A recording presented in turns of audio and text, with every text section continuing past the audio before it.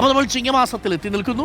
ഇനി അങ്ങോട്ട് ഇന്നിപ്പോൾ ചിത്തിരയായി വരുന്ന ദിവസങ്ങളിലെല്ലാം അത്തപ്പൂക്കളം ഇടണം. അത്തപ്പൂക്കളത്തിന് പൂക്കൾ വേണം. കലാലയങ്ങളിലും ഓഫീസുകളിലുമൊക്കെ വലിയ പൂക്കളങ്ങൾ ഒരുക്കാൻ വേണ്ടി തയ്യാറെടുപ്പ് നടക്കുകയാണ്. ക്ലബ്ബുകളിലൊക്കെ ഏറ്റവും വലിയ പൂക്കളം ആരിടും, ഏറ്റവും നല്ല ഡിസൈൻ ആര് വരയ്ക്കും, ചില മത്സരങ്ങൾ കൂടിയുണ്ട്, പൂക്കള മത്സരം. അപ്പോൾ എന്തായാലും ഓണവിപണിയിൽ പൂക്കൾക്ക് ഇപ്പോൾ തീ വിലയാണ്.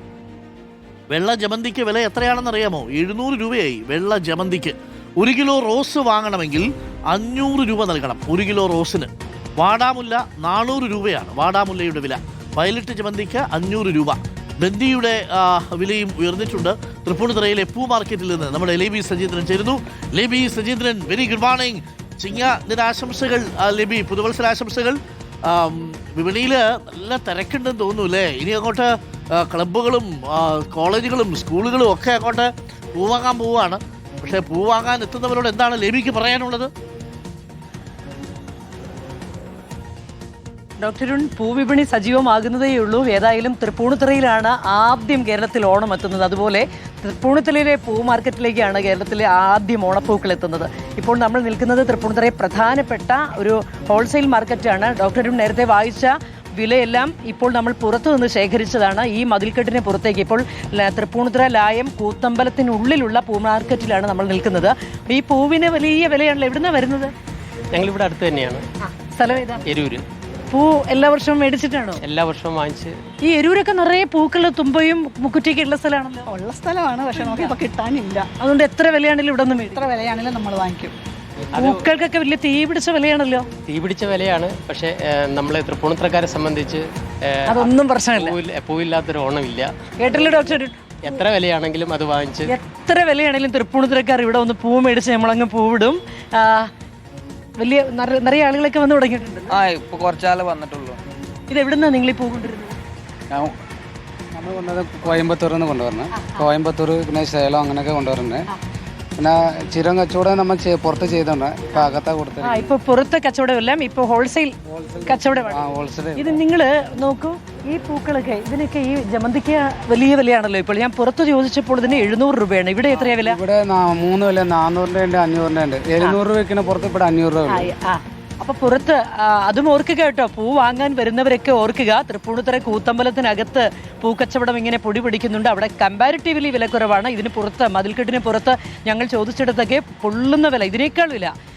ഇത് എത്രയാണ് ഈ അരളിക്കൊക്കെ? ഇത് അരളിക്ക് പുറത്തൊക്കെ 700, ഇവിടെ 500. അതുപോലെ ഒന്ന് ചോദിച്ചോട്ടെ, നിങ്ങൾ ഇത് അവിടുന്ന് കൃത്യം സ്ഥലം എവിടെയാ? കൃത്യസ്ഥലം കോയമ്പത്തൂർ പൂവ് എടുക്കും. പിന്നെ ബാംഗ്ലൂരിൽ നിന്ന് എടുക്കുന്നുണ്ട്. നിങ്ങൾ കൃഷി ചെയ്യുന്നവരുണ്ടോ? ചെയ്യുന്നവർ നമുക്കുണ്ട്, കുറച്ചുണ്ട്. നിങ്ങൾ എന്തൊക്കെയാ കൃഷി ചെയ്യുന്നത്? നമ്മൾ ബന്ദിപ്പൂവുണ്ട്, ഈ വൈറ്റ് പൂവുണ്ട്, അങ്ങനെ ചെയ്യാറുണ്ട്. ബന്ദിപ്പൂവും ഈ പൂവും ഒക്കെ നിങ്ങൾ കൃഷി ചെയ്യുന്നതാണ് അല്ലേ?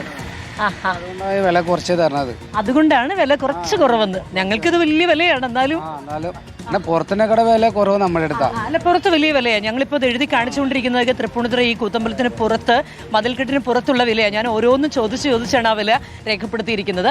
അകത്തേക്ക് വരുമ്പോൾ കുറച്ചുകൂടി ഭേദമുണ്ട്. ഈ ബന്ദിയും അതുപോലെ തന്നെ ഇപ്പോൾ ഈ തൃപ്പൂണിത്തുറയിലെ കാഴ്ച എന്ന് പറയുമ്പോൾ ഡോക്ടർ അരുൺ, എവിടെ തിരിഞ്ഞെങ്ങ് നോക്കിയാലും, ചങ്ങമ്പുഴ എഴുതിയതും വിട്ട് എവിടെ തിരിഞ്ഞെങ്ങ് നോക്കിയാലും പൂമരങ്ങളല്ല, നിറയെ പൂക്കളാണ്. തൃപ്പൂണിത്തുറയുടെ ഈ സ്റ്റാച്യു ജംഗ്ഷൻ എന്ന് പറയുന്നത് ഈ ഓണം ആദ്യം എത്തുന്ന ഒരു ഇടം കൂടിയാണ്. അത്തച്ചമയം മുതൽ ഇങ്ങോട്ട് പൂമഴ പെയ്തിറങ്ങുകയാണ്. എവിടെ നോക്കിയാലും ഈ പൂക്കൾ തന്നെയാണ് ഡോക്ടർ അരുൺ. വില എത്ര കൂടിയാലും പക്ഷേ ഞങ്ങളാരും പൂ മേടിക്കാതിരിക്കില്ല. പൂക്കൾ മേടിച്ച് നിറയെ പൂക്കളം ഇടുക തന്നെ ചെയ്യും. ഇവിടെ എത്തുന്നവർക്കൊന്നും പൂവില കൂടിയതിലൊന്നും പരാതിയൊന്നുമില്ല. എല്ലാവരും വന്ന് പൂ വാങ്ങിച്ചുകൊണ്ടേ ഇരിക്കുകയാണ്. മാത്രമല്ല, ഈ പൂ വിപണിയിൽ ഒറിജിനൽ പൂക്കളാണ് നമ്മൾ കാണുന്നത്. ചിലയിടങ്ങളിലൊക്കെ ഈ കടലാസ് കൊണ്ടും പ്ലാസ്റ്റിക് കൊണ്ടും ഒക്കെ പൂക്കളങ്ങളൊക്കെ ഒരുക്കുന്നുണ്ട്. ചിലയിടങ്ങളിൽ ഉപ്പ് വെച്ചിട്ട് അതിനകത്ത് നിറമൊക്കെ പകർന്ന് പൂക്കളം ഒരുക്കുന്നുണ്ട്. പക്ഷേ പൂ വെച്ചുള്ള പൂക്കളത്തിന് അതിൻ്റെതായ ഭംഗിയും പകിട്ടുമൊക്കെയുണ്ട്. എന്നാൽ വ്യക്തിപരമായി ഞാൻ ഈ പൂക്കൾ ഇറക്കുന്നതിനോട് വിയോജിപ്പുള്ളൊരു കക്ഷി കൂടിയാണ്. കാര്യം പൂക്കളെ അവയുടെ ചെടിയുടെ ആ പച്ചിലച്ചാർത്തുകൾക്കിടയിൽ കാണാനാണ് ഏറ്റവും ഭംഗി. പൂക്കൾ ഇങ്ങനെ നിറഞ്ഞു കിടക്കുന്നത് കാണുമ്പോൾ ഒരു സങ്കടം ഉണ്ടാവാറുണ്ട്. അത് വ്യക്തിപരമായ സങ്കടം മാത്രമായിട്ട് അവിടെ ഇരുന്നോട്ടെ. അരുൺ സാർ, നമ്മുടെ നെഹ്റു ട്രോഫി വള്ളംകളി ഇങ്ങനെ എത്താറായി എന്ന് പറയുന്നൊരു ശരത്ത് ഗംഭീരമാക്കാൻ പോവല്ലേ ഇത്തവണത്തെ നെഹ്റു ട്രോഫി വള്ളംകളി? പ്രിയപ്പെട്ട പ്രേക്ഷകരെ, ഒരുപാട് സർപ്രൈസുകളുള്ള ഒരു നെഹ്റു ട്രോഫി വള്ളംകളിയാണ് റിപ്പോർട്ടർ പ്രേക്ഷകർക്ക് സമ്മാനിക്കാൻ പോകുന്നത്. പ്രിയപ്പെട്ട പ്രേക്ഷകരെ കാത്തിരുന്നോളൂ. 22-ാം തീയതി പുന്നമടക്കായലിനെ ആവേശത്തിലാഴ്ത്തിക്കൊണ്ട് റിപ്പോർട്ടർ വാർത്താ സംഘം ഒരു വരവ് വരും. എല്ലാ തവണയും